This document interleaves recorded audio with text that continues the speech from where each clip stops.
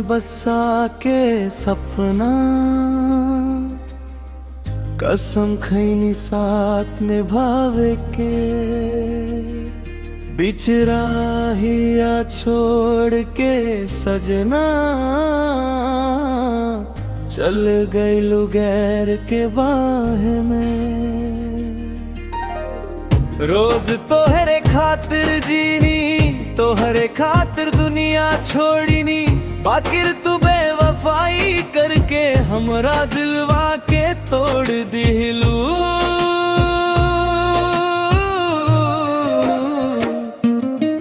प्यार रॉकी से कइलू, शादी के हुआ से रचा लिलू। हम जो रोवत बानी, तू गैर के संग मुस्कैलू। प्यारों की से कइलू, दिलवा के ला छोड़ गइलू।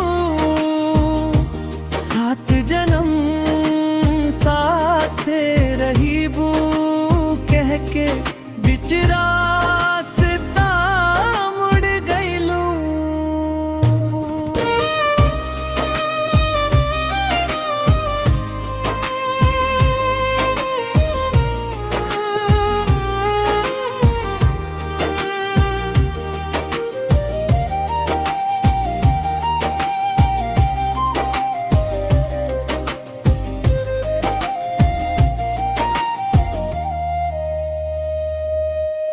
मांग में सिंदूर देख के तोहार, टूट गइल सपना हमार।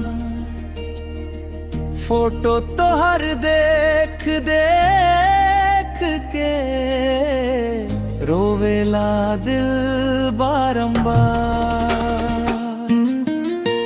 अब ना भरोसा प्यार पे रही, आँखिया रात भर जागी। जवन दिल तहरा पे मरत रहे, ओही दिल अज दर्द सहत बा। चांद भी आज उदास लगे, तोहरा बिना सब सूना लगे। जवन गीत तोहरे खातिर लिखनी, ओही आज जुदाई गावे।